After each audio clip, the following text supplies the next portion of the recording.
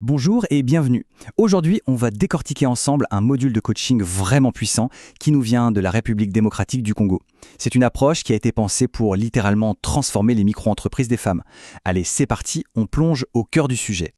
En fait, tout part de là, de cette phrase. Elle résume toute la philosophie du projet. Il s'agit de passer d'une activité qu'on subit juste pour survivre à une véritable entreprise qu'on choisit pour s'épanouir et prospérer. C'est vraiment ça, l'objectif final. Alors, pour bien comprendre les enjeux, il faut d'abord poser le décor, le point de départ. La survie par nécessité.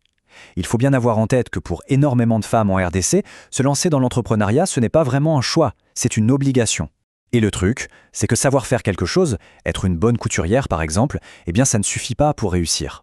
Et ce tableau, il nous montre bien toute la complexité du terrain. D'un côté, on a des obstacles institutionnels, socioculturels, qui sont vraiment lourds.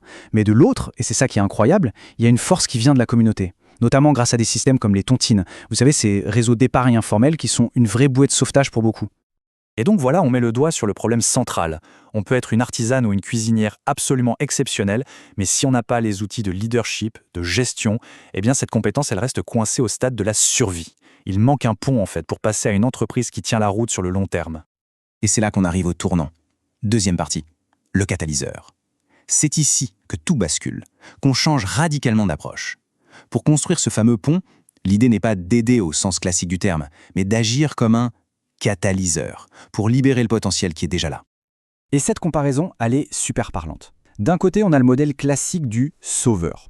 Celui qui arrive avec des solutions toutes faites, qui donne de l'argent. Le problème, c'est que ça crée de la dépendance.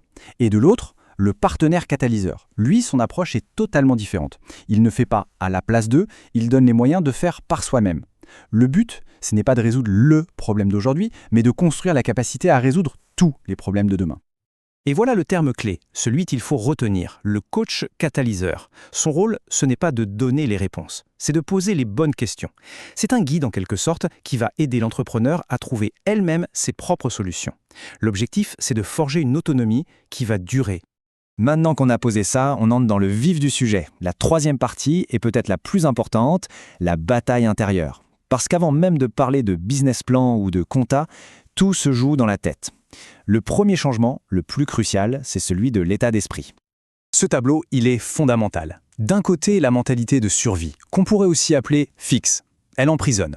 On subit, on se dit que les choses sont comme ça et qu'on n'y peut rien. De l'autre côté, la mentalité de croissance. Et elle libère. Chaque échec devient une leçon, chaque effort est un pas en avant. On passe de « je suis victime » à « je suis responsable ». C'est un changement de perspective total. Et pour nourrir cette mentalité de croissance, il y a deux piliers psychologiques qui sont absolument essentiels. D'abord, l'estime de soi. C'est la conviction profonde qu'on a de la valeur, qu'on est légitime. Et ensuite, l'assertion. Ça, c'est l'outil qui permet de défendre cette valeur dans le monde réel, de savoir négocier, de savoir refuser, et finalement de protéger son projet. Alors là, on passe au super pratique. Comment on fait pour dire non sans détruire une relation, ce qui est souvent un énorme défi? Eh bien, il y a cette technique, une sorte de danse en 3 temps. 1. On commence par valider la relation, on reconnaît l'autre. 2. On pose une limite claire, ferme, non négociable. Et 3. On termine en proposant une autre solution. C'est un outil hyper puissant pour protéger son business, sa trésorerie et son temps. Ok, une fois que cet état d'esprit de leader est en place, bien solide, il est temps de lui donner des armes, des outils concrets. On passe donc à la 4e partie, la bataille extérieure. Comment piloter son activité au quotidien? Ce qui est génial avec ce module, c'est qu'on ne se perd pas dans des théories compliquées. On propose des outils simples, visuels et surtout directement utilisables. Prenez le cahier de caisse par exemple. C'est un geste tout bête en apparence, mais c'est une révolution. Ça crée une frontière sacrée entre l'argent de l'entreprise et l'argent de la maison.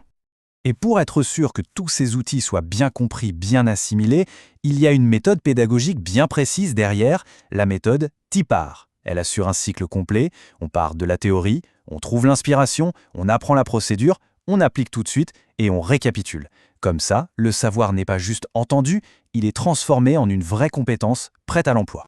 On arrive maintenant à la dernière partie, au but ultime de tout ce parcours, la vraie victoire, le succès par choix.